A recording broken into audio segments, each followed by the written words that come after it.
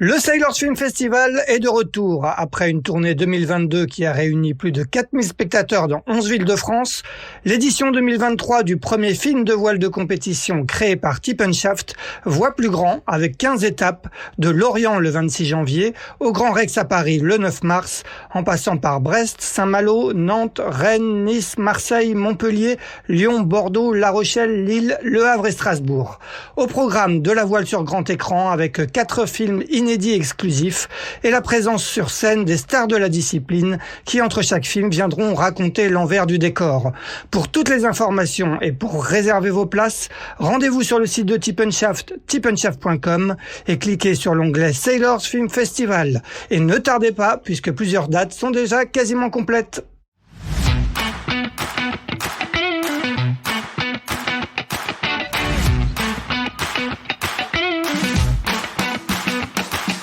Bonjour, vous écoutez Pause Report, le podcast qui décrypte et analyse chaque semaine l'actualité de la voile de compétition. Pause Report est produit par Tip & Shaft, le média des professionnels et des passionnés de voile de compétition.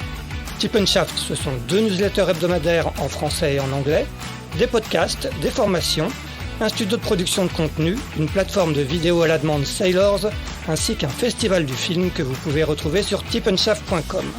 Je suis Axel Capron et je vous souhaite la bienvenue dans Pause Report. Bonjour à tous et bienvenue dans ce 101e épisode de Pause Report, le podcast hebdomadaire de Tip & Shaft qui explique, décortique, décrypte et analyse l'actualité de la voile de compétition sous toutes ses coutures en compagnie des meilleurs experts.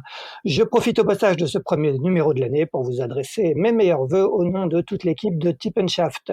Nous sommes le lundi 9 janvier, il est exactement 18h21 et pour ce 101e épisode, nous allons parler de l'événement de la semaine, à savoir le coup d'envoi de The Ocean Race, la course autour du monde en équipage par étapes, dont ce sera cette année la 14e édition qui s'appelait auparavant la Whitbread et la Volvo Ocean Race. Pour parler de cette 14e édition, 2 marins qui vont y participer, et donc déjà sur place à Alicante, le premier a participé aux 2 éditions précédentes sous les couleurs de Dongfeng Race Team, finissant 3e puis vainqueur aux côtés de Charles Caudrelier. Il est aujourd'hui le skipper de l'IMOCA Holcim PRB mis à l'eau en mai dernier, vous l'aurez reconnu. Il s'agit de Kevin Escoffier. Salut Kevin. Bonjour à tous et puis bonne année également. Le second a lui aussi 2 précédentes participations à son actif, d'abord avec les Espagnols de Mapfre, puis aux côtés de Di Cafari sur Turn the Tide on Plastic. Il a gagné 2 fois la solitaire du Figaro. Il est cette année embarqué à bord de Malizia Sea Explorer aux côtés de Boris Herman et c'est bien évidemment Nicolas Lunven. Salut Nico. Salut, bonjour à tous. Messieurs, avant de vous donner la parole, un petit mot au sujet de cette édition de The Ocean Race qui, pour la première fois, se dispute en IMOCA avec 5 bateaux au départ. Holcim PRB, on l'a dit avec Kevin, Malizia Sea Explorer skippé par Boris Herman, Eleven Hour Racing Team, équipe américaine qui sera menée par Charlie Enright, Biotherm skippé par Paul Meillat et l'équipe franco-allemande de Guyot Environnement Team Europe avec à sa tête Benjamin Dutreux et Robert Staniek. Le parcours comprend 7 étapes, avec une première qui s'élance dimanche à destination du Cap-Vert, une seconde jusqu'au Cap en Afrique du Sud, une troisième qui sera le plat de résistance de cette Ocean Race, traversera les mers du Sud jusqu'à Itajaí au Brésil, avant des escales à Newport, à Aarhus au Danemark, à La Haye via un pit stop à Kiel et une arrivée fin juin à Gênes en Italie. À noter que 6 Volvo 65 participent parallèlement à The Ocean Race Volvo 65 Sprint Cup sur un format réduit de 3 étapes.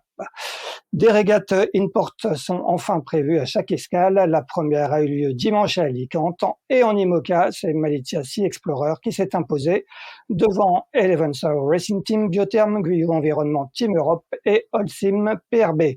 Eh bien, messieurs, on va peut-être justement commencer par cette actualité chaude, immédiate, pour revenir un petit peu sur cette première régate de cette 14e édition de The Ocean Race, qui s'est visiblement disputée dans des conditions assez instables. On va peut-être commencer honneur au vainqueur par Nico. Nico, raconte-nous un petit peu cette régate in-port d'Alicante. Écoute, c'est vrai que cette in-port s'est déroulée dans des conditions un petit peu compliquées. Il y avait pas beaucoup de vent. Il y a eu un tout petit peu de vent au moment du départ.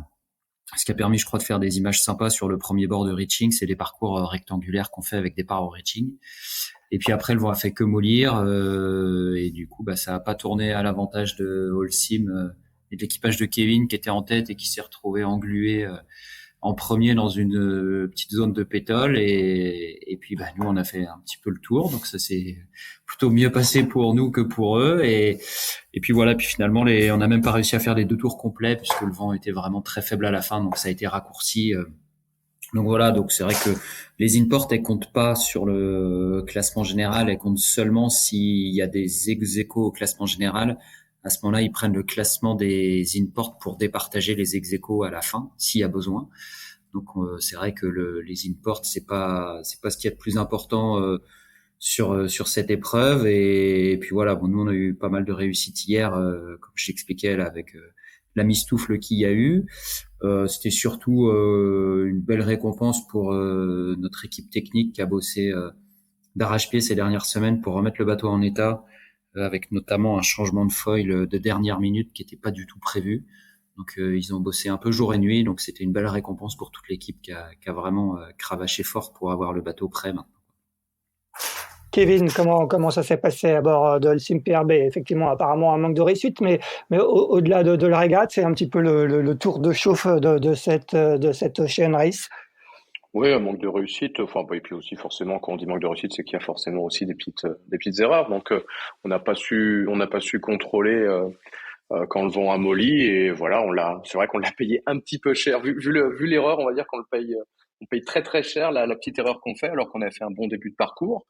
Après, par contre, on en tire pas mal de positifs parce que dans ces conditions-là, c'est vrai qu'on a un bateau qui était assez à l'aise en vitesse. L'équipage, c'était notre première navigation avec l'équipage qui prendra le départ le 15 janvier. Ça s'est également très bien passé en termes de communication, en termes de manœuvre. L'important aussi, les imports, comme l'expliquait Nicolas, ça départage en cas d'égalité. Donc c'est vrai qu'on essaie aussi sur des départs au reaching avec des bateaux qui sont larges. C'est-à-dire je parle pas que de la coque, mais avec les foils et les outriggers, on essaie aussi de ne pas endommager les bateaux. Donc c'est vrai qu'on voyait que tout le monde faisait très attention de pas aller chercher le contact. Donc voilà, le résultat de l'import en lui-même est forcément décevant parce qu'en plus voilà, on avait une bonne marge d'avance à la bouée sous le vent. Par contre, il y a plein de points positifs avec un bateau qui est prêt, même s'il a été mis à l'eau que début d'année, je sens qu'il est de plus en plus abouti à la fois en termes de performance et de fiabilité. Donc, parce c'est vrai que le chantier, ce qu'on appelle le refit, le petit chantier de 2 semaines et demie qu'on a fait ici nous a permis de tout contrôler sur le bateau. On a démonté toutes les pièces, de l'hydraulique jusqu'au système, en faisant un contrôle non destructif du bateau. Et il en est ressorti que le bateau était en parfait état. Donc ça, c'est très positif. La course va être longue, donc c'est bien de partir avec un bateau en bon état parce que c'est vrai qu'il va falloir le laisser, le garder dans cet état-là jusqu'au bout, j'espère. Effectivement, on va revenir un petit peu sur un peu cette course contre la montre qui a concerné quasiment toutes les équipes pour être fin prête pour le 15 janvier et ce départ de la première étape. On va d'abord refaire peut-être un retour en arrière sur la manière dont l'un comme l'autre vous êtes retrouvés engagés sur cette Ocean Race. Kevin, toi au départ, toi tu étais parti sur un projet Vendée Globe avec PRB. Et finalement, c'est un programme qui s'est greffé en plus. C'était pas prévu au programme, c'est ça? Ouais, exactement. En fait, PRB avait annoncé depuis le début que les budgets IMOCA ne faisant qu'augmenter, ils ne pouvaient assumer le coût du projet tout seul, donc ils cherchaient un copartenaire. Et puis il y a eu la vente de PRB à Holcim en début d'année, qui a en fin de compte simplifié la recherche de copartenaires, puisque naturellement Holcim est venu sur le bateau. Et Holcim étant une entreprise mondiale, on avait le programme qui était un programme un petit peu, c'est vrai, le programme français. Même si on essaie d'internationaliser le programme IMOCA, il reste quand même très franco-français avec, on va dire, la Route du Rhum et le Vendée Globe comme les grosses échéances. Et c'est vrai que maintenant que le support de l'Ocean Race et l'IMOCA, c'était un moyen pour Holcim d'utiliser ce support de communication qu'est le bateau pour ne pas seulement communiquer en France, mais également communiquer à l'international. Donc ça a été une décision qui a été prise en juillet. Il a fallu, vous savez, tout le monde a dû le remarquer, il a fallu repeindre entièrement le bateau au mois d'août, ce qui est pas forcément simple en France. Donc c'est une équipe d'Anglais qui est venue repeindre le bateau au mois d'août. Et c'est vrai qu'on est passé d'une équipe qui était structurée pour un sponsor PME avec un programme franco-français à devoir aller faire l'Ocean Race. Donc j'avais la chance dans mon équipe d'avoir des gens comme Marine Derrien, qui est la team manager, qui avait déjà fait Ocean Race, moi qui avait déjà fait Ocean Race. Donc ça nous a permis de gagner énormément de temps en termes d'organisation pour pouvoir arriver au départ en étant là où on voulait en termes d'organisation. Maintenant, c'est vrai que c'était voilà, très serré, c'était une grosse charge de travail. Il y avait aussi une pression, on va dire, technique, puisque avec le timing pour enchaîner route du Rhum, convoyage jusqu'à Alicante et être au départ, bah, il fallait pas de soucis. Là, on voit par exemple Malaysia qui a ses problèmes de foil. Ils ont bien heureusement pour eux, et c'est tant mieux, réussi à trouver une paire de foils, mais ça se joue à pas grand-chose. Donc il fallait pas casser un foil, il fallait pas démater, sinon bah, tout était remis en question. Donc c'est vrai que sur le Rhum, c'était trouver aussi le juste milieu entre aller chercher un résultat sportif parce qu'on fait pas des routes du Rhum tous les jours, mais ne pas casser le bateau. Donc voilà. Alors j'ai peut-être j'ai peut-être mis le curseur au bon endroit ou peut-être pas assez pour aller chercher le podium. Voilà. En tout cas, le bateau a terminé le Rhum et au départ à Alicante dans de bonnes conditions. Après voilà, une grosse charge de travail pour tout le team. Holcim PRB, que ce soit le management, recruter du monde, la logistique, voilà, c'était vraiment une année très chargée. Bon, Nico, toi, j'imagine que ça a été un petit peu plus simple. Comment tu t'es retrouvé embarqué sur le projet de Boris et une opportunité? J'imagine que c'est lui qui t'a proposé ça. Ouais, tout à fait. Bah ça, je sais même plus exactement à quand remontent nos premiers échanges avec Boris, mais assez vite Boris m'avait contacté. Lui, alors contrairement à Kevin, lui tout de suite, il s'était très très tôt, il s'était mis en ordre de marche pour participer à la course. Donc c'était tout de suite un objectif de participer à The Ocean Race. Voilà, donc ça s'est fait déjà il y a pas mal de temps. Nous, le bateau a été mis à l'eau l'été dernier, fin juillet. Alors après, on a eu pas mal un petit peu on va dire, de soucis au démarrage parce qu'en fait, le bateau a été mis à l'eau en n'étant pas complètement fini. Donc en fait, parce que bon, il y avait les timings à respecter de mise à l'eau par rapport aux partenaires, etc.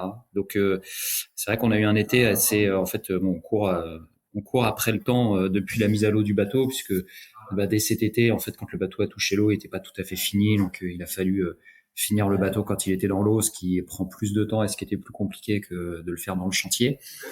On avait aussi un baptême à Hambourg début septembre, donc c'est pareil, il a fallu convoyer le bateau, le ramener après, donc tout ça a été un peu complexe. Et puis comme le disait Kevin, hein, c'est pareil, la participation à la route du Rhum que Boris a fait, du coup ça a forcément compressé un peu tout le planning, fallait pas avoir de soucis.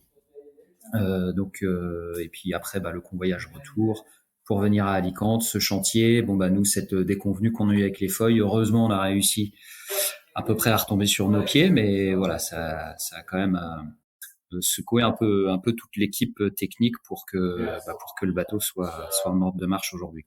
Ouais, on va reparler de cette histoire de feuilles. Est-ce que tu peux nous présenter un petit peu l'équipe qui t'entoure? Quel est l'équipage qui va disputer The Ocean Race à bord de Malizia Sea Explorer? Ouais, alors là, évidemment, c'est Boris le skipper. Il y a Will Harris également, donc un Anglais qui a déjà participé une fois ou deux au Figaro. Rosalind Kuiper qui est néerlandaise. Et donc moi, donc ça c'est la config d'équipage pour le départ à Alicante. Et ensuite pour plus tard dans la course, il y aura Yann Eliès qui nous rejoindra, enfin qui fait déjà partie de l'équipe, mais du coup qui montera à bord un petit peu plus tard dans la course. Donc en gros, voilà l'équipe navigante. On a aussi Axel Pilin qui fait partie de l'équipe technique et qui également pourra monter à bord plus tard dans la course. Et toi, Kevin, comment tu as constitué ton équipage? J'imagine que tu as du coup pas pu débaucher Nico parce qu'il était déjà engagé avec Boris. Ah, j'ai essayé, mais Nico, on connaît ses qualités d'honnêteté et quand il s'engage dans quelque chose, il respecte ce qu'il dit. Non, plus sérieusement, c'est vrai que l'équipage, bah, pour moi, ce qui était pas simple, c'est il fallait trouver des gens dans un timing sans pouvoir les faire naviguer. C'est-à-dire qu'en gros, à part quelques entraînements, parce que moi, je voulais quand même, ça faisait 2 ans que j'ai pas fait de solitaire, donc je voulais retourner m'entraîner en solitaire. Donc j'ai fait l'azimut et les entraînements à Port-la-Forêt en solo, on va dire faux solo, puisque j'ai pris des gens à bord pour qu'ils puissent découvrir le bateau. Et je voulais un équipage également, enfin moi et le sponsor, nous souhaitions un équipage international. Il y a également les bateaux sont aussi ces IMOCA sont aussi de plus en plus durs, de plus en plus ils demandent quand même physiquement ça devient plus compliqué. Donc j'ai aussi essuyé quelques refus pour des raisons on va dire physiques parce que les bateaux sont très durs. Et donc voilà, j'ai un équipage dont je suis très content avec à la fois des gens jeunes et talentueux, des gens plus expérimentés. Il y a Sam Goodchild qui sera à bord, il y a Tom Laperche, il y a Abby Heller, donc Abby Heller qu'on connaît bien pour avoir fait plusieurs Ocean Race. Il y a Suzanne Böcke qui a également fait le Figaro cette année, qui vient de l'Olympisme, qui embarquera au Cap-Vert euh, pour euh, pour aller jusqu'à Itajaï. Il y a Fabien Delahaye qui embarquera à bord également pour faire tourner l'équipage à partir d'Itajaï et qui fait également de la météo et de la performance à terre.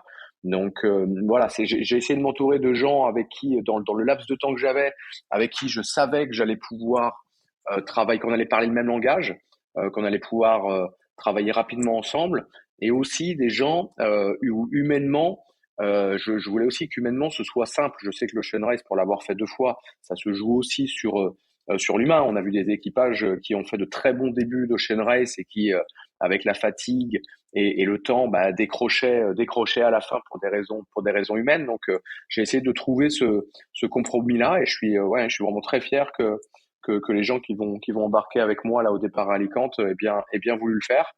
Et après, voilà, la route va être longue. Il y aura forcément des péripéties humaines et techniques. Donc la question n'est pas de savoir s'il va y en avoir, il y en aura forcément. La question, c'est comment on va les résoudre. Bien sûr. Du coup, j'imagine que ça c'est à peu près pareil pour Nico en termes de navigation commune en équipage avant de partir dimanche pour le Cap-Vert. Il y en a eu très peu. Ah bah nous, c'est simple. Les seuls qu'on a fait nous, c'est à Alicante. Donc on a fait avec l'équipage identique au départ. On a fait l'INPORT hier et 2 entraînements avant ça à Et toi, Alicante. Nico? Alors nous, on en a fait un peu plus avec Malidia, parce qu'en fait, dès la mise à l'eau, la volonté de Boris, c'était plutôt de maximiser les naves en équipage pour accélérer, on va dire, la prise en main du bateau. Donc nous, on a quand même pas mal navigué en équipage. On a participé au défi Azimut en équipage, parce qu'il y avait 2 classements. Il y avait un classement solo, un classement équipage cette année. Le fameux convoyage pour Hambourg et le retour, pareil, tout ça, ça s'est fait. On essayait de maximiser toutes ces naves-là en équipage. Donc Boris, les seules naves qu'il avait fait en solo avant la route du Rhum, il me semble, c'est sa qualif. Donc toutes les autres étaient en équipage. Et est-ce que du coup, vous avez déjà quel est le fonctionnement à bord? Comment sur à bord d'un IMOCA avec vous êtes 5 à bord, hein, si je me trompe pas. Comment vous allez comment on se répartit les rôles? Comment ça va se passer? Est-ce que tu sais? C'est déjà, j'imagine, déjà assez précis, ce que chacun va faire à bord. Ouais, bah alors on est 5 à bord, parce qu'en plus dans les conflits d'équipage, effectivement, j'ai oublié de préciser que on avait un on-board reporter, un médiaman. Donc nous, c'est Antoine Auriol pour nous. Mais bon, lui, il participe pas à la manœuvre sur le bateau, il participe pas à la marche du bateau ni à la performance. Du coup, on va dire qu'on est 4 navigants, donc on est organisé en 2 quarts de 2, qui sont des quarts tournants.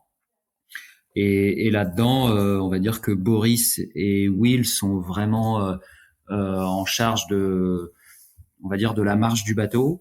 Euh, euh, Rosaline, elle avait plus un rôle un petit peu de boat captain sur le bateau, hein, s'assurer que tout fonctionne bien, hein, que ce soit les désalinisateurs, moteurs, les charges batteries, tous ces trucs-là, l'organisation de la vie à bord. Et du coup, moi, plus en charge de la nave météo stratégie. D'accord. Donc toi, tu seras à la manœuvre seulement quand il y aura besoin de toi pour empanner, virer. Sinon tu seras à la cave. Ouais, mais alors on a quand même voulu avoir une organisation avec un système de car, hein, Ouais. on va dire que j'essaye de consacrer le plus clair de mon temps à la nav et à la stratégie, mais tout en étant dans un système de car pour, alors comme tu le dis, soit participer aux manœuvres évidemment, mais aussi avoir quand même des cars un petit peu normaux pour faire avancer le bateau, quoi. Parce que sinon ça veut dire que quand moi je suis à la table à cartes, s'il y en a deux qui sont à la bonnette, ça veut dire qu'il y en a plus qu'un qui est tout seul dans le cockpit. Ouais, bien sûr. Et à bord de Team PRB, comment vont s'organiser les rotations, Kevin? Bah écoute, il y a Tom qui sera en charge de la navigation. Alors je vais y participer bien évidemment également, hein, puisque dans le programme du bateau il y a l'Ocean Race, mais il y a également le Vendée Globe à venir rapidement, et c'est aussi une occasion d'effectuer des tronçons qui seront les mêmes que sur le Vendée Globe. Donc c'est quand même très intéressant de regarder ça de près, et on va fonctionner comme le disait Nicolas, par car. Donc au départ d'Alicante, je serai de car avec Abby Heller, et Tom sera de car avec Sam Goodchild, et on partira avec Julien Champollion qui travaille avec Polarize, qui sera notre reporter embarqué. D'accord. Que vous le disiez, hein, l'un comme l'autre, ça a été une vraie opération commando pour être au départ de cette Ocean Race, dans la mesure où Kevin, toi, tu as participé à la Route du Rhum, dont tu as pris la 4e place, tout comme Boris sur Malizia Explorer. Racontez-nous justement un peu cette période post-Route du Rhum, quel a été le décompte un peu pour arriver fin prêt dimanche prochain à Alicante. De quoi ont été faits ces petits 2 mois, Kevin? Bon alors, nous on a eu on a eu un petit rebondissement puisque Sam Goodchild devait skipper le bateau pour revenir de Pointe-à-Pitre. Moi, je voulais en profiter pour me reposer parce que l'idée pour moi est de faire l'ensemble de l'Ocean Race, alors que Sam, lui, pouvait se reposer un peu plus pouvait prendre une leg off à partir d'Itajaï. Malheureusement, bah, on le sait, Sam s'est blessé au départ dû à un incident technique sur un de ses winches, et il s'est blessé au visage et au bras avec la colonne de winch, donc il n'a pas pu faire le convoyage retour. C'est Loïc Fequet, le directeur technique du team Holcim PRB, qui a effectué le convoyage. Il a donc dû prendre des vacances, et moi j'ai donc, après quelques jours de vacances en famille à Pointe-à-Pitre, je suis repassé faire mon sac à Lorient, et je suis venu directement à Alicante pour suivre le chantier, être au contact du team. Ça m'a permis aussi de faire un gros mois et demi de préparation physique. C'est vrai que la Route du Rhum a été assez exigeante physiquement. Comme je le disais, il y avait une grosse charge de travail toute l'année, donc je suis pas parti de Saint-Malo, on va dire, en étant parfaitement reposé. Donc voilà, plutôt que de faire des allers-retours, j'ai voulu être ici, être au contact du bateau, du team, me préparer physiquement. Et tous les navigants sont eux arrivés le 27 décembre, juste après les fêtes de Noël. Toute l'équipe technique a également pu retourner en France pour les fêtes de Noël. Et on a pu attaquer, on va dire, en arrivant là le 27, avec des bateaux qui devaient retourner à l'eau le 2. Ça nous a permis d'avoir un petit sas de décompression, de parler ensemble, de s'organiser, parce qu'encore une fois, comme je le disais, on a eu très peu de temps pour parler performance. Donc on a pu parler performance, on a pu parler vie à bord, s'organiser, remettre le bateau à l'eau le 2, et on a pu faire quelques navigations d'essai pour le jeu de voile, les voiles neuves pour l'Ocean Race, revalider tous les systèmes. Et encore une fois, c'est-à-dire que sur ces bateaux-là, à chaque fois, il faut bien évidemment travailler vers la fiabilité, mais il faut aussi à chaque fois faire un pas performance. Donc, et ça, faut surtout pas l'oublier. C'est-à-dire que même si l'emploi du temps est serré, il faut tout de même se mettre des ambitions de performance en plus de la fiabilité. Ce qu'on a fait en modifiant un peu l'électronique, en modifiant nos réglages de foil suite à des retours de la Route du Rhum, avec un jeu de voile neuf qui est encore plus joli que le premier. Voilà, donc tout ça, ça nous permet de valider les modifications faites sur le bateau, les aménagements intérieurs, Donc, et aujourd'hui, il nous reste en gros 3 jours de navigation, puisque demain, on va faire ce qu'on appelle une practice race à Alicante avec tous les bateaux dans des conditions qui seront assez légères pour valider tous les systèmes embarqués de l'Ocean Race, c'est-à-dire les systèmes de communication. On a tous de l'équipement scientifique à bord, donc pour valider ça. Et ensuite, il y aura les pro-am. Ensuite, il y aura 2 jours de pro-am avec quatre pro-am qui seront des speed tests en gros, puisque c'est des runs un petit peu comme à l'azimut, mais c'est on va dire 2 bateaux l'un contre l'autre, et pour ensuite avoir le départ le 15. Donc voilà, c'est comme je le disais, l'année a été chargée. Ouais, ouais. Et tu le disais, aucune mauvaise surprise sur le bateau quand vous l'avez récupéré à Alicante, quand vous l'avez contrôlé? Non, pas. Alors, pour ceux qui ont suivi la route du Rhum, moi j'avais cassé une lisse à l'avant du bateau à tribord.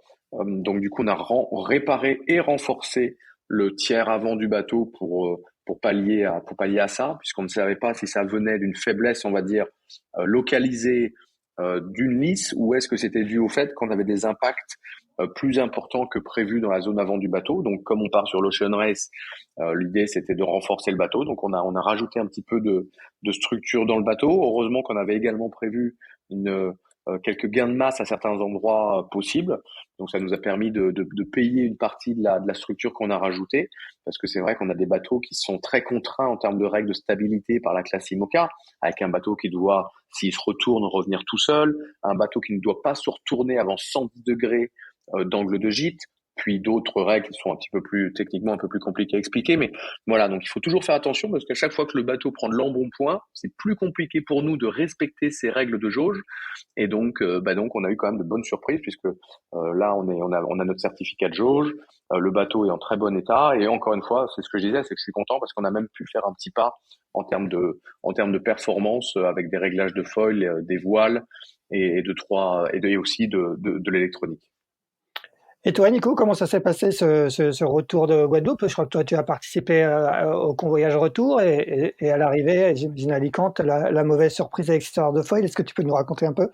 Alors non, c'est pas tout à fait ça en fait. Moi c'est assez différent parce qu'en fait euh, j'ai un peu quitté l'équipe, c'était prévu, hein, juste avant le départ de la route du Rhum, parce qu'en fait moi je faisais le routage des IMOCA du pôle de Port-la-Forêt, et ensuite j'ai enchaîné direct pendant la route du Rhum avec le routage de Banque Populaire. Ouais. Et suite à ça, j'ai ramené Apivia à Lorient. Ah oui, Donc en d'accord. fait, et puis du coup, derrière, c'était tout de suite Noël. Donc en fait, j'ai quitté l'équipe à Saint-Malo quelques jours avant le départ de la route du Rhum pour les retrouver le 2 janvier ou le 1er Ah oui, janvier d'accord. Ouais. ici à Alicante. Donc c'est vrai que moi j'ai eu une période quasiment de 2 mois où en fait je m'étais un petit peu éloigné d'eux. Alors évidemment, je suivais quand même ce qui se passait, mais du coup, voilà, j'étais un peu entre guillemets déconnecté, bon, même si j'essayais de suivre. Et puis là, depuis une semaine, je suis évidemment de retour à fond dans le vif du sujet pour attaquer avec eux. Et est-ce que tu peux nous raconter un petit peu cette histoire de foil, quoi? Qu'est-ce que vous avez découvert? Qu'est-ce qui s'est passé exactement? Et écoute, alors malheureusement pour nous, on n'a pas encore toutes les billes, Ouais. mais en fait, quand le bateau est arrivé à Alicante, de toute façon, c'était prévu que les foils soient démontés, le bateau sorti d'eau, etc., pour un check complet, hein, un peu comme ce qui a été fait sur Holcim. Et puis, tout de suite, l'équipe s'est rendu compte qu'il y avait un problème sur un foil. À ce moment-là, ils ont investigué plus, et là, ils se sont rendus compte en investiguant plus alors au début, le problème, on pensait qu'il était mineur. Et puis en fait, en regardant de plus près, ils se sont rendus compte que le problème était beaucoup plus grave que ce qu'ils avaient pensé au début, et que c'était pas un foil, mais que en fait c'était les deux, quoi. Donc a priori, il semblerait que qu'en fait que ce problème-là compliqué, il pouvait pas être réparé dans les temps pour qu'on ait nos foils réparés pour le départ. Et en fait, par chance, on a pu récupérer une paire de foils qui était en fin de fabrication. Donc cette fin de fabrication a été accélérée pour qu'on puisse récupérer les foils le plus vite possible ici à Alicante et les mettre dans le bateau. Et encore un deuxième coup de chance, c'est que ces foils-là pouvaient s'adapter au bateau, parce que comme les foils sont tous différents, on peut pas prendre les foils de Holcim pour les mettre dans Malidia comme ça aussi facilement. C'est pas forcément les mêmes courbures de shaft, c'est pas forcément les mêmes implantations. Alors là, on va dire que c'est pas parfait, mais au moins, ça nous permet quand même de faire rentrer les foils dans le bateau et de pouvoir prendre le départ de la course avec ces foils-là, quoi. Donc, Ouais, donc il y a eu un c'était quand même très chaud. J'imagine que l'équipe technique, elle doit être un petit peu fatiguée. Alors il y a eu d'abord un gros moment de doute sur quand ils se sont rendus compte qu'en fait les foils ça allait pas le faire, quoi, qu'ils allaient pas pouvoir être réparés à temps. Et puis en fait très vite heureusement il y a eu cette solution, ce plan B qui est arrivé avec ces foils. Et puis bah du coup effectivement l'équipe technique a bossé d'arrache-pied pour finir les foils ici à Alicante et puis les intégrer dans le bateau, qu'on fasse quelques naves, donc on a pu naviguer un tout petit peu plus que les autres bateaux pour tout de suite valider le plus vite possible le fonctionnement des foils, les cales, si tout fonctionnait bien. Donc il y a eu deux trois petits ajustements à faire, pas beaucoup heureusement, mais voilà, j'espère qu'il n'y en a pas d'autres à faire ou qu'on va pas en découvrir d'autres pendant l'étape. On espère que là, on a un peu tout passé en boucle pour que ça se passe bien. Est-ce que tu peux nous parler un petit peu des particularités de ce bateau, hein? On rappelle que c'est un plan VPLP qui a été mis à l'eau, comme tu disais, en juillet, avec un bateau qui a un look assez particulier. Quelles sont un peu ses particularités, ses points forts, ses éventuels points faibles, même s'il est au tout début de son développement? Alors, le concept général du bateau, en fait, c'est d'optimiser le bateau pour les conditions des mers du Sud.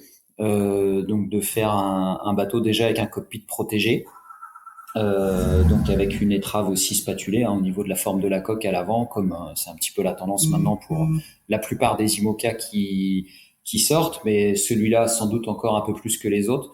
Donc un bateau vraiment, on va dire un coffre-fort donc l'inconvénient c'est que c'est un bateau qui est lourd. Euh, Après, on espère que ce bateau-là, il est costaud et qu'on n'aura pas de déconvenus au niveau structure sur le bateau et ce qui nous permettrait de mener le bateau vraiment de pousser fort dans des conditions engagées.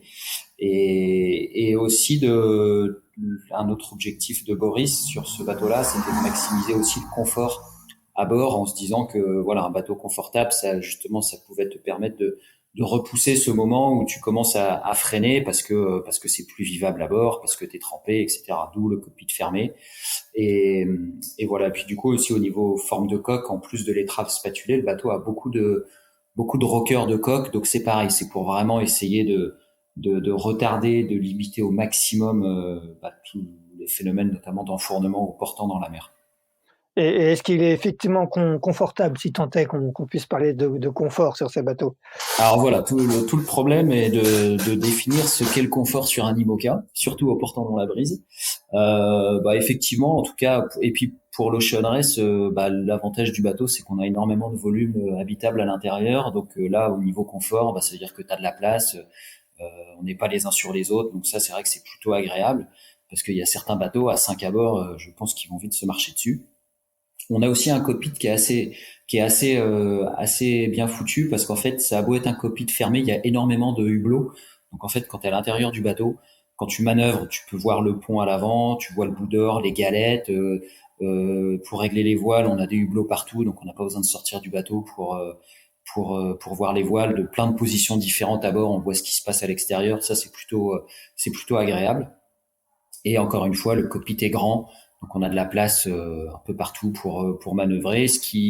On s'en rend compte petit à petit parce qu'on est encore en phase de découverte, bien sûr, de ce bateau-là, mais qui est aussi peut-être un petit avantage sur les imports quand il faut manœuvrer. Du coup, on a vraiment la place, on se gêne pas, on se marche pas dessus. Donc du coup, peut-être qu'on a un petit gain aussi là-dessus.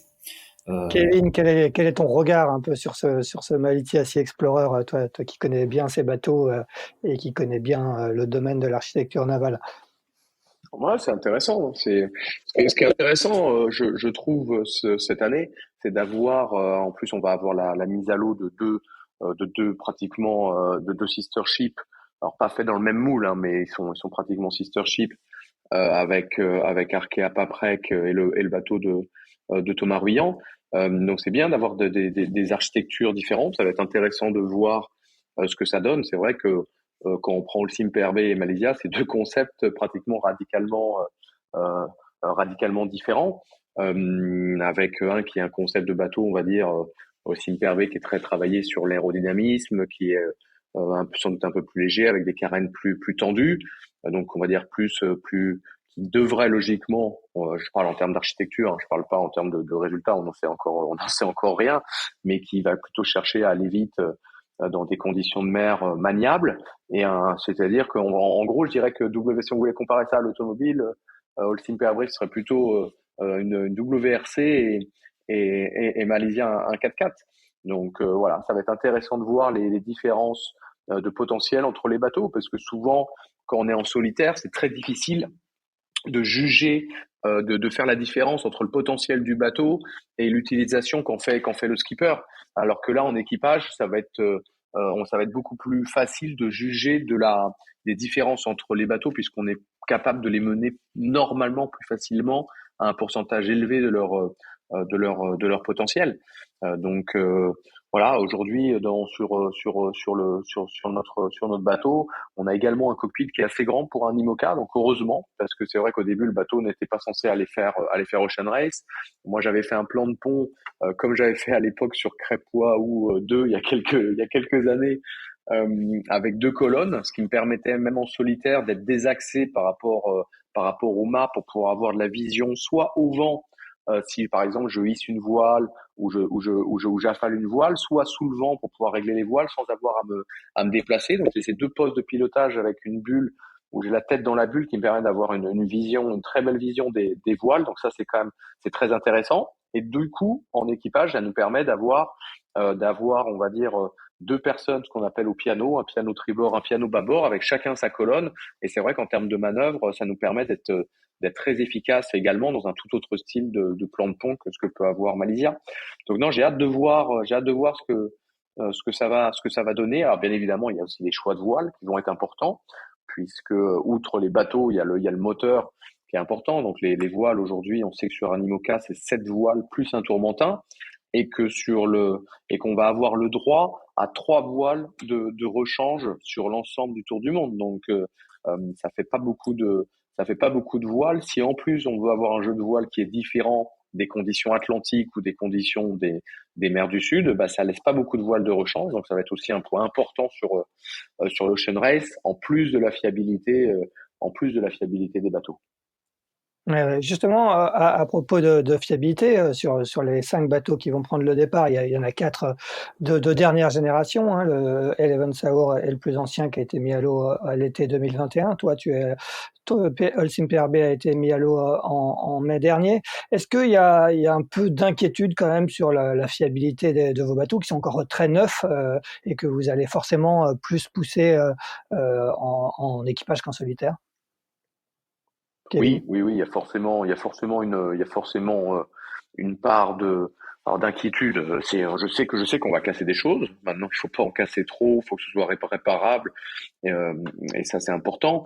Il y a 2 choses. Il y a déjà, alors, premièrement, on peut aussi quand même remarquer que tous les bateaux neufs au départ de la route du Rhum sont arrivés en Guadeloupe. Mmh. C'est-à-dire qu'on observe quand même une capacité d'avoir des bateaux qui arrivent à maturité beaucoup plus tôt, et que quand même on a quand même plusieurs bateaux neufs qui ont joué aux avant-postes, face aux meilleurs bateaux de la génération 2020, avec des teams qui ont continuellement optimisé ces bateaux avec des réglages de foil, des voiles, voire même une nouvelle paire de foils. On voit qu'Eleven 2 a également une nouvelle paire de foils. C'est-à-dire qu'ils ont des foils neufs qui sont encore plus récents que ceux d'Holcim PRB. Donc aujourd'hui, les bateaux, on peut aussi les faire évoluer. C'est-à-dire que il y a une grosse marge de progression sur les bateaux. Et c'est ce qui est aussi intéressant avec le Ocean Race. C'est ce que ça va permettre de développer ces bateaux, de les fiabiliser et de les développer. Mais c'est vrai que pour répondre à ta question, il y a forcément une part d'inquiétude sur la fiabilité de ces bateaux, parce que les foils font que les bateaux vont de plus en plus vite. Par exemple, des bateaux qu'on pensait fiabiliser comme Apivia et Lingtaout ont également cassé de la structure sur la route du Rhum. C'est-à-dire qu'à chaque fois, on continue à accélérer, on continue à aller un peu plus vite. C'est des bateaux qui, dans 20-25 nœuds de vent, à des allures serrées, c'est-à-dire à partir de 62 d'angle de vent réel, ont des vitesses qui sont dingues. Et donc, dès qu'il y a de la mer, ça tape très très très fort, ça sollicite l'accastillage. On a même des pics dynamiques en charge qui sont élevés. il y a forcément de l'usure. Donc, j'espère, je souhaite. Il y a aussi que, comme les vitesses augmentent, dans un cas d'impact, de contact avec un OVNI, eh bien les conséquences sont plus importantes. Alors l'IMOCA, la classe IMOCA a travaillé là-dessus puisqu'on a renforcé le cahier des charges de la structure, pas seulement de l'acquis, mais également de la structure dans le bateau. C'est-à-dire qu'aujourd'hui, on a augmenté les cas de chargement obligatoires pour la structure des bateaux autour de l'acquis pour l'impact. Tout le monde maintenant a des paliers sur le palier bas des foils avec avec ce qu'on appelle des bumpers ou des amortisseurs en cas de choc. Les vérins qui permettent de régler également l'angle d'attaque des foils ont des systèmes qui permettent d'absorber les chocs. Donc voilà, tous les teams travaillent à ça. Mais c'est vrai qu'entre les impacts, entre des bateaux qui vont de plus en plus vite, même face à la mer, aujourd'hui, on se retrouve un petit peu comme à une époque en multicoque où il y a de temps en temps, il faut savoir lever le pied parce que non seulement déjà il y a les bonhommes qui commencent à pouvoir se faire mal, les bonhommes et les bonnes femmes d'ailleurs, et il y a également les bateaux qui, avec des foils comme ceci, plus on accélère, plus on a de moments de redressement, plus on va vite, et plus on va vite, plus le foil fonctionne, et plus c'est un cercle vertueux. Donc c'est vrai qu'aujourd'hui, je pense qu'on est loin d'avoir découvert ce que peuvent faire les IMOCA. Je pense qu'on peut aller encore beaucoup plus vite. La question, c'est est-ce que les bateaux et les marins vont tenir? Nico, ton avis sur la question, est-ce que justement, comme le disait Kevin, il va falloir parfois savoir lever le pied? Est-ce qu'il va y avoir des consignes dans ce sens? Bon, toi, c'est Boris le skipper, mais j'imagine que tu auras ton mot à dire aussi. Comment tu vois ça? Oui, c'est sûr que c'est vrai que avec les IMOCA, les bateaux sont fabuleux, mais on sait que parfois on titille un peu la limite, donc il faut pas trop la titiller.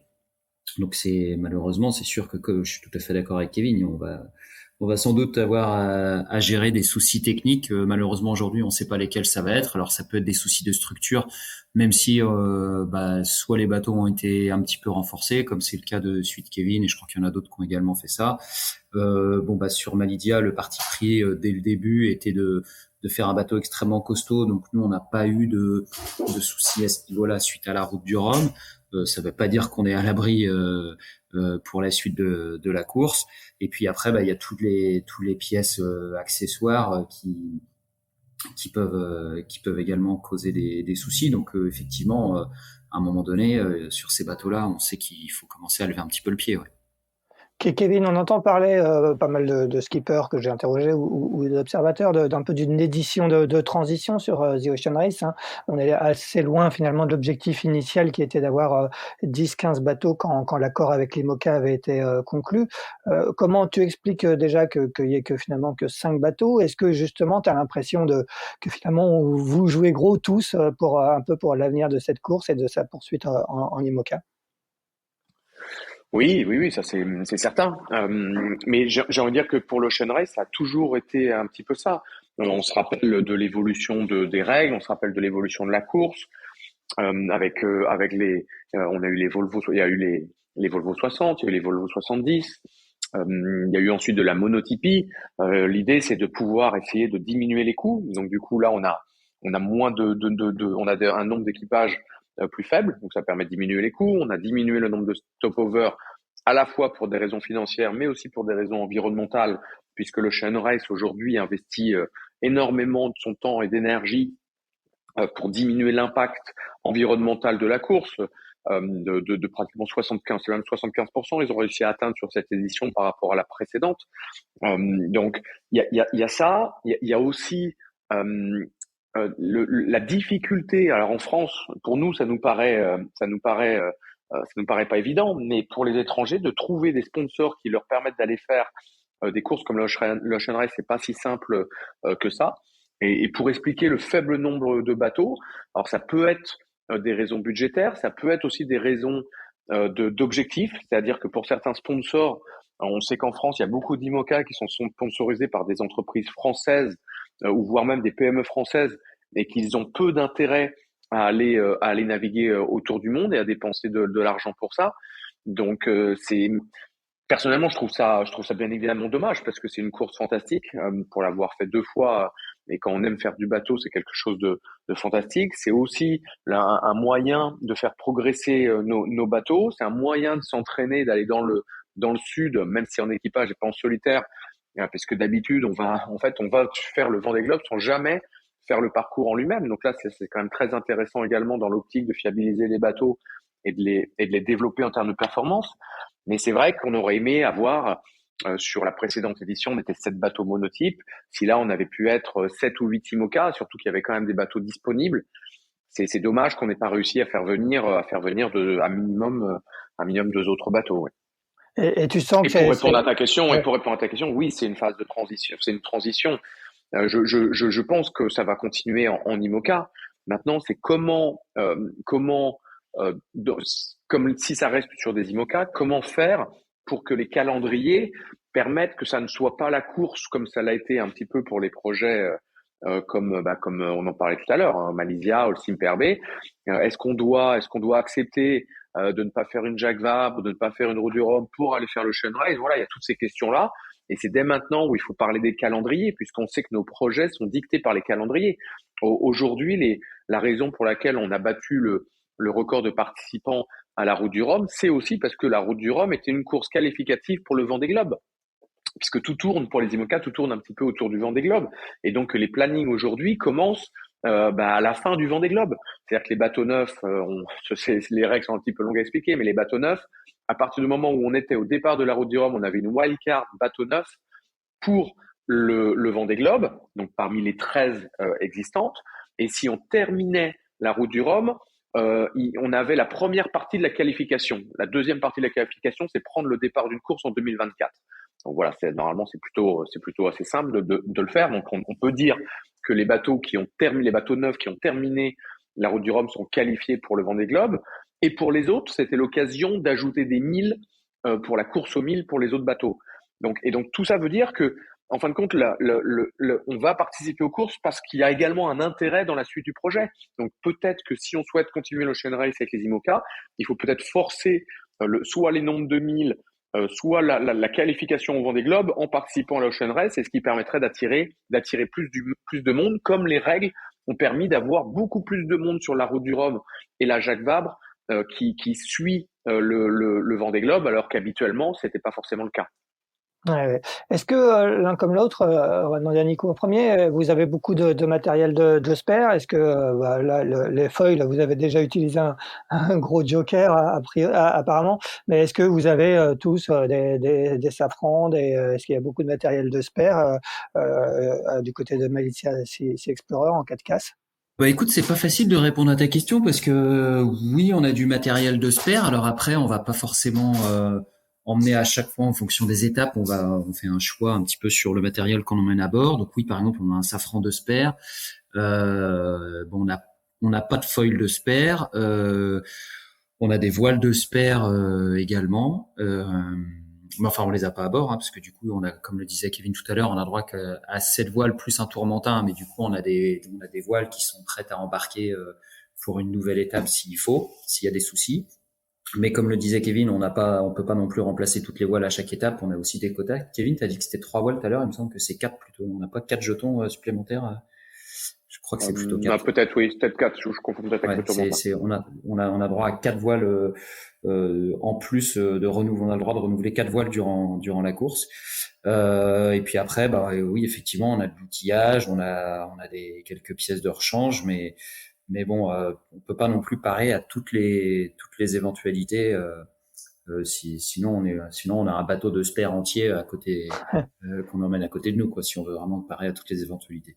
Et il y a un mât, je crois, qui est fourni par l'IMOCA en cas de dématage des bateaux, hein, c'est ça, Kevin? Ouais, tout à fait. Les équipes se sont organisées entre elles en fait pour qu'il y ait un mât qui a été mutualisé par toutes les équipes et qui est prêt à aller à n'importe quelle étape si jamais il y a un bateau qui démate, quoi, en espérant que ça n'arrive pas. Et si ça arrive, du coup, s'il y a un deuxième bateau qui démate, là, il n'y a plus de solution. Ouais. Et du côté d'Holcim PRB, est-ce que vous, Kevin, vous avez éventuellement une paire de foils de rechange au cas où? Non, aujourd'hui, c'est vrai que c'est un petit peu notre point faible. On n'a pas de paire de foils de rechange parce que aujourd'hui, dans les délais impartis, ma seule solution pour avoir une paire de foils de rechange, ça aurait été de refaire exactement les mêmes, ce que je trouvais un petit peu dommage, surtout sur des pièces aussi coûteuses.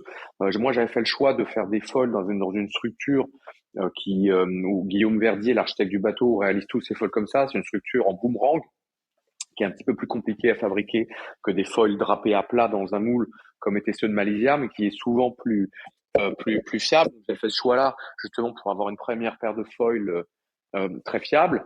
Donc oui, comme disait Nico, on a également du matériel de rechange. On a également un mât. On a acheté un mât avec d'autres équipes également pour avoir, parce que comme il y a qu'un seul mât et aujourd'hui il y a de plus en plus de monde en IMOCA, et bien du coup c'est aussi intéressant d'avoir un mât disponible.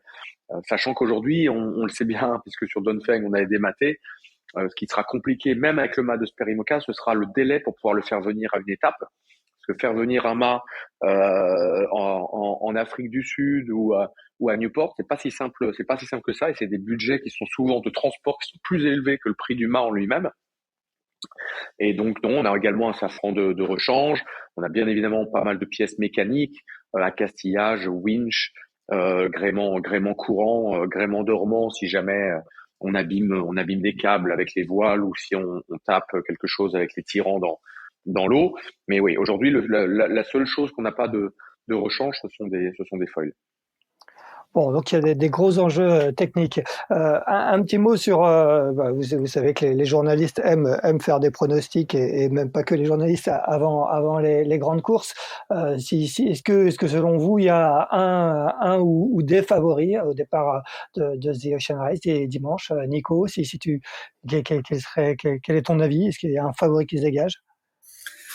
Écoute, il y a une équipe finalement qu'on connaît un petit peu moins. Alors on commence à les connaître, mais on s'est quand même confronté un petit peu moins à eux. C'est Eleven Sour et c'est une équipe qui a commencé à se préparer très tôt. En premier, c'est eux qui ont eu leur bateau en premier à dispo, vraiment avec un objectif à 100% vers cette course-là. Donc j'aurais envie de les mettre eux en tant que favoris.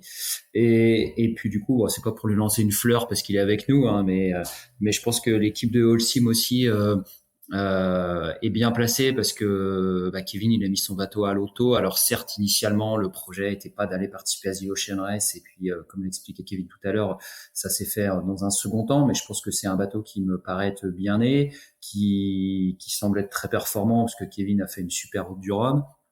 En plus je connais un petit peu Kevin et sur toute la partie technique, ingénierie sur son bateau. Je pense qu'il y a énormément de choses qui sont très intelligentes, très abouties, mais aussi dans une optique, j'ai envie de dire, utilisateur, quoi. C'est-à-dire avec de la fiabilité, de la simplicité, de la facilité. Et je pense que ça, c'est des points qui sont extrêmement importants quand on commence à faire ce genre d'exercice avec les bateaux. Donc je pense que Holcim, à mon avis, moi je les mets dans une équipe très très forte sur cette course. Bon, Kevin, est-ce que tu es d'accord avec les pronostics de Nico? Ah bah, pour une fois, je vais pas le contredire, hein.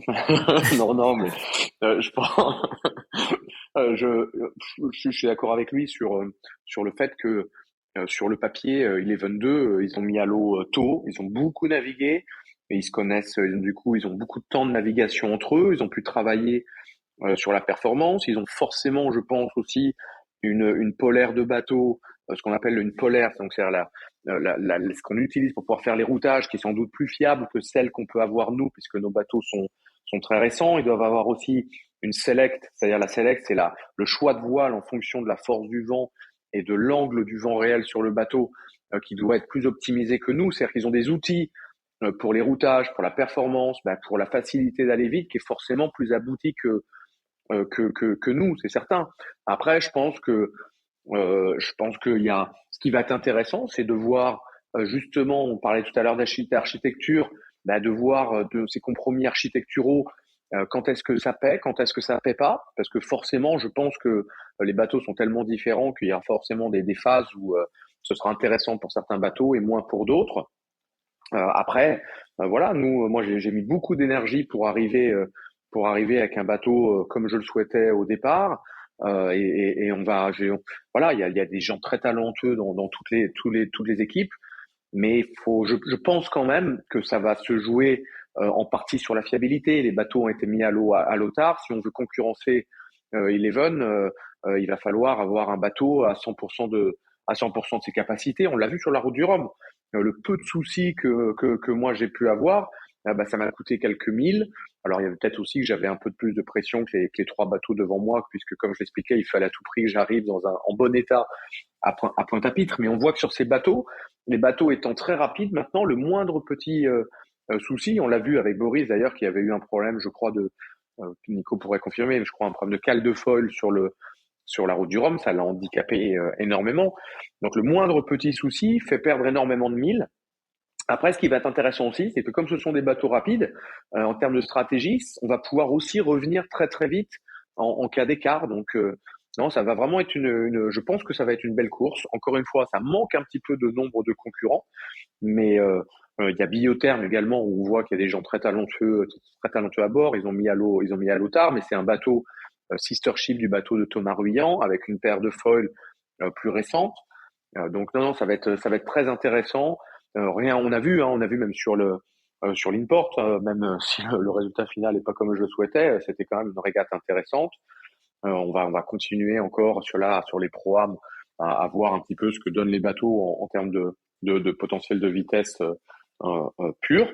Et puis après il y aura, et là c'est là où Nico est fort, c'est qu'il y aura des choix de stratégie en plus de savoir faire aller les bateaux vite. Et encore une fois, on verra dans 6 mois qui avait raison. Effectivement, la route est longue. Pour finir, on va parler de l'actualité immédiate, hein, c'est-à-dire le départ de cette première étape dimanche, donc étape entre Alicante en Espagne et le Cap-Vert. C'est un peu un format sprint, format finalement plutôt idéal pour se lancer, pour se chauffer sur cette course, Nico. Ouais, c'est vrai que la première étape là qui part d'Alicante dimanche, en fait, elle est assez courte parce qu'on va au Cap-Vert, donc c'est 1700 ou 1800 milles, je crois. Bon, après, elle peut être quand même piégeuse parce que départ en Méditerranée, on sait que ça peut être un petit peu compliqué, un petit peu foireux. Et puis, mais ça va forcément être un premier galop d'essai très intéressant. Et puis derrière, on a en fait l'escale au Cap-Vert est très réduite. On reste que 2 ou 3 jours au Cap-Vert normalement.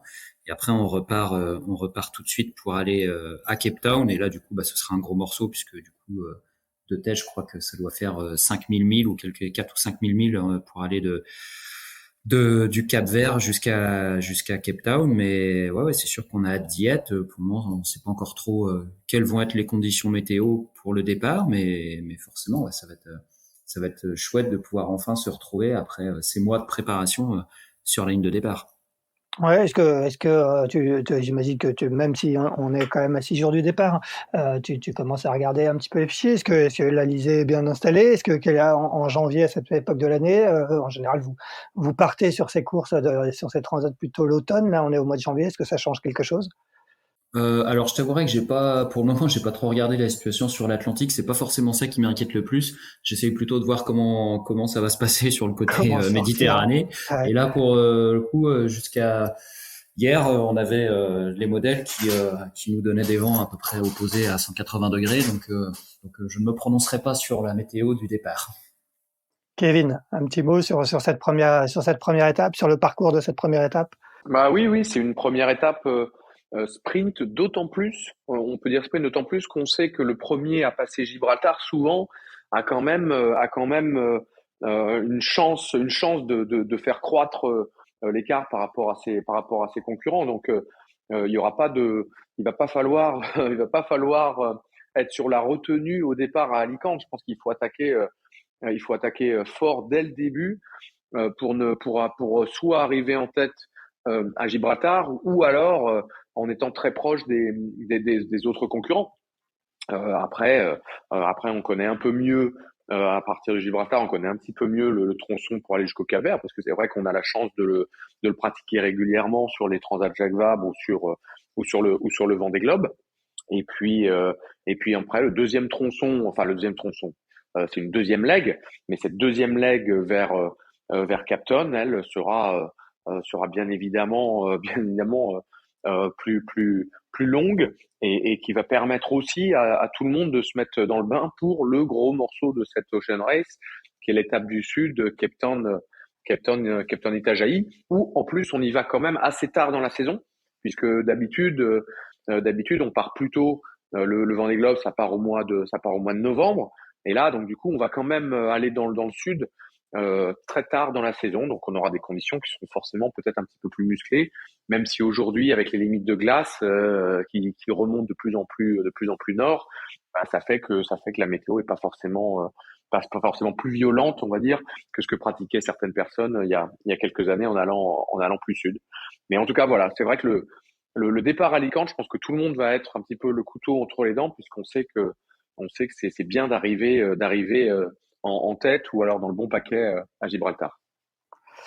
Eh ben, très bien. Effectivement, cette grande étape du Sud entre le Cap et Itajaí au Brésil, je crois que ça sera la plus longue étape jamais courue sur The Ocean Race. Eh ben, messieurs, merci beaucoup en tout cas d'avoir répondu présent pour ce premier numéro de l'année. On vous souhaite une bonne préparation sur les 4-5 jours qui vous séparent du départ, une bonne première étape, et on suivra bien évidemment avec attention cette Ocean Race qui se terminera le fin juin à Gênes. Merci beaucoup Nico, merci Kevin, et à très bientôt. Bon vent, bonne mer. Avec plaisir.